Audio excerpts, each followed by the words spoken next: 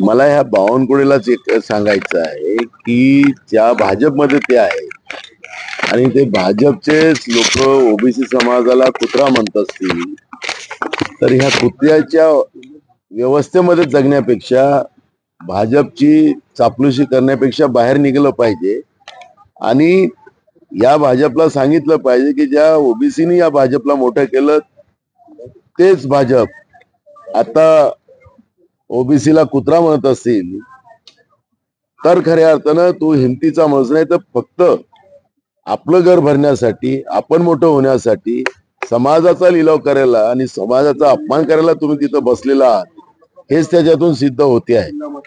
मी कोणाला उभं ठेवायचं आणि काय करायचं नाही. नाना पटोले सामनेहून लढतो, असं मागून वार करत नाही. त्यामुळे असे निरर्थक आरोप लावण्यापेक्षा मी जे काही सूचना दिलेली आहे त्या सूचनेचं पालन बावनकुळेंनी करावं एवढं त्याला मी सांगतो. पण आज महाराष्ट्रामध्ये ज्या पद्धतीनं या महायुतीच्या सरकारने जो महाराष्ट्र विकायला काढलेला आहे आता त्याला सिद्ध झालेलं आहे की राज्याच्या आरोग्य मंत्री यांनी सांगितलं की मी कधीच गरीब होणार नाही, वेळ आला तर महाराष्ट्र विकून टाकेल. म्हणजे याचा अर्थ कालपर्यंत आम्ही जो आरोप करत होतो त्या आरोपामध्ये वस्तुस्थिती निघालेली आहे.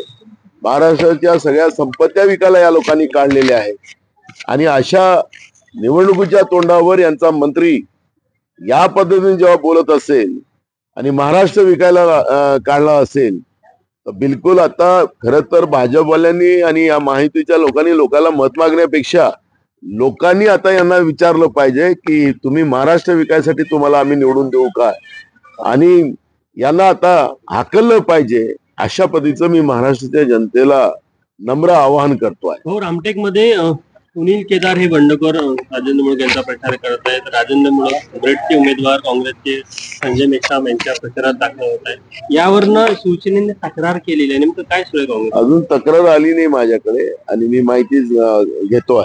नाही पण पक्ष प्रदेशाध्यक्ष म्हणून रामटेक मध्ये काँग्रेसचं काय चाललंय? अरे मला तक्रार आलीच नाही.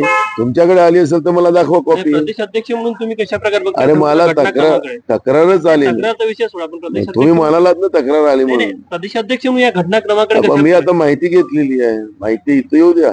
23 तारखेपर्यंत माहिती येणार आहे का तुमच्याकडे रामटेकची? निवडणूक होईपर्यंत माहिती येईल का? कल अमित शाह ने कहा है कर्नाटकामध्ये ऑपरेशन लोटस राबवण्यात येत आहे. महाराष्ट्रात या बटंगे आणि कटिंगेला कुठलाही अर्थ राहिलेला नव्हता.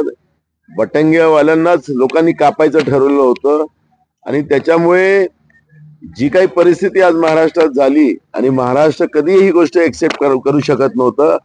पण हे दिल्लीतले आणि ते उत्तर प्रदेशचे बसलेली लोक महाराष्ट्राचे तुकडे करू पाहत होते आणि त्याचा आम्ही विरोध केला.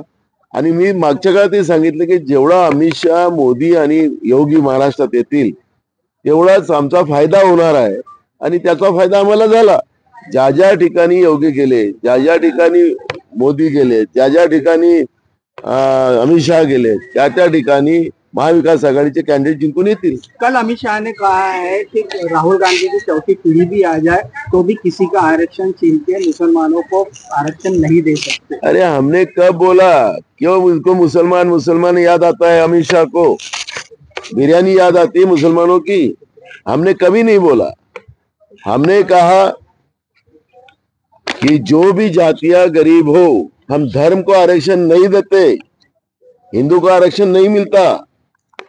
अब देश के गृह मंत्री है और इनको मुसलमान ही क्यों दिखता है ये मेरे को आज तक पता नहीं चलता. और चुनाव आया कि मुसलमान दिखता है. तो ये जो मुसलमान और हिंदू का झगड़ा लड़ाने की कोशिश, अमित शाह जी आप देश के गृह मंत्री है, आपको इस तरह की बातें शोभा नहीं देती. आखिरी एक संवैधानिक पद पे आप बैठे हो और ये देश में हिंदू और मुसलमान करते रहोगे तो ये देश की जनता कदापि आपको माने नहीं करेंगी. तो इसलिए राहुल गांधी जी के दादा और दादी की याद दिला के, परदादा की और दादी की याद दिला के उन लोगों ने देश के लिए जो किया है उस थोड़े रास्ते पे तुम चलिए तो देश मजबूत होगा. मुट्ठी भर लोगों के लिए इंदिरा जी ने और नेहरू जी ने काम नहीं किया. राजीव गांधी ने काम नहीं किया। आप तो मुट्ठी भर लोगों के लिए काम कर रहे हो, देश को बेच रहे हो, चाइना को आप देश गिरवी रख रहे हो। आप गृह मंत्री हो, आपके पास रिपोर्ट होगा कि चाइना ने हमारी हिंदुस्तान की भूमि पे इंक्रोचमेंट कर लिया है, और ये बताकर भी वो सुनते नहीं। तो क्या चाइना के आप यहाँ पर वफादार लोग करके बैठे हो सत्ता में? तो इसलिए ये सब सवालों का जवाब आपको देना पड़ेगा। और इसलिए हिंदू मुसलमान करना छोड़ो, ये महाराष्ट्र है, छत्रपति शिवाजी महाराज का महाराष्ट्र है। ये महाराष्ट्र में कदापि ये बातें नहीं चलती। बीजेपी ने एक वीडियो वायरल किया डीसीएम सीएम का हेलीकॉप्टर चेक करते हुए।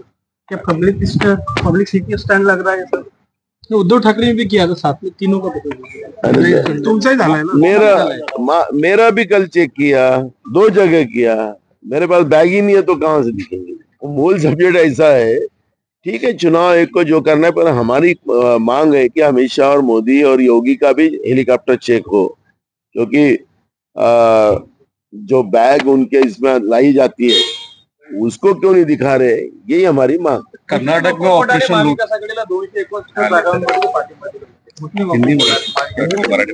ते धार्मिक संस्था काय करतात त्यांचं त्यांच्यावर प्रतिक्रिया देण्याचं काही कारण नाही. दिलीप वळसे पाटलावर टीका करताना शरद पवार म्हणले की गद्दारांना या ठिकाणी पाळा तर महाराष्ट्र कर्नाटक म्हटले की शरद पवार वारंवार आपली भूमिका बदलत असतात. त्यांनी काँग्रेस फोडून राष्ट्रवादी निर्माण केली होती. त्यांच्यावर कुठली प्रतिक्रिया देत नाही आम्ही राज ठाकरे, तुम्हाला सांगितलं ना. कर्नाटक में ऑपरेशन लोटस है, उसके लिए फंडिंग महाराष्ट्र से हो रही है, इस तरह से आरोप नाना भाऊ सिद्धरामय्यांनी म्हटलेलं आहे की 50 आमदारांना फोडण्यासाठी 50 कोटी